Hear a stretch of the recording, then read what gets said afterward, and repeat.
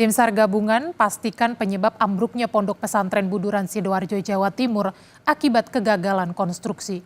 Bangunan ponpes tidak mampu menahan beban secara keseluruhan dan menyebabkan ambruknya bangunan tersebut.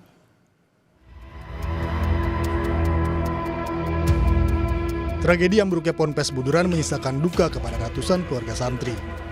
29 September, bangunan yang difungsikan sebagai musola 3 lantai di area Asrama Putra ambruk saat para santri sedang sholat asar. Proses evakuasi korban kini masih berlangsung. Soal keselamatan bangunan jadi sorotan.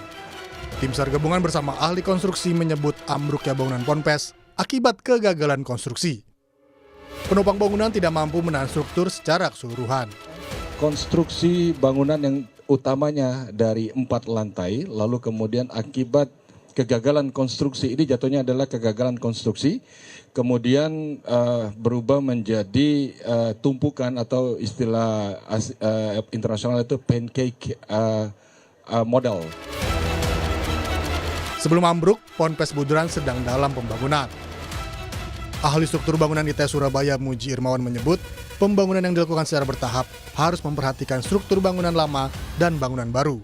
Kira itu, kalau kita melihat bangunan yang ada di pondok yang mengalami keruntuhan ini, ya saya lihat langsung di mana hubungan antara balok kolomnya. Terlihat sekali bahwa hubungan balok kolomnya ternyata ada kekurang sempurnaan. Nah ini memang menganggap pada saat pembangunan itu sesuatu yang biasa saja, tetapi di dalam aturan teknis itu harus mempunyai panjang penyaluran tertentu sehingga hubungan ini, join ini akan membuat konstruksi akan menjadi stabil secara keseluruhan. Demikian.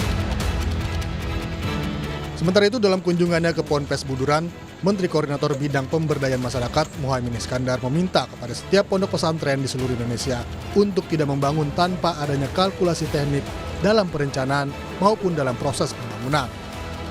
Caimin bilang kepada seluruh pondok pesantren untuk tidak membangun tanpa pengawasan dan bimbingan ahli teknik bangunan. Ini kan juga tokoh pesantren dan panglima santri. Terus ini kan kasusnya juga disoroti santri yang diminta gotong royong, ngecor bangun pesantren. Inilah ada transisi soal itu bagaimana Mas? Itulah keprihatinan kita dan nanti harus kita berubah semua pola. Kepada pesantren tidak boleh membangun sendiri, harus ada tim teknisi. Soal gotong royong itu boleh, tapi bahwa harus ada ilmunya. Kita minta kepada semua pesantren yang lagi bangun tidak boleh membangun tanpa ada kalkulasi teknik. Kejadian ambruknya Ponpes Buduran jadi pelajaran mahal akan pentingnya keselamatan bangunan. Bukan hanya kerugian material, tapi juga hilangnya nyawa tak berdosa. Tim Liputan Kompas TV.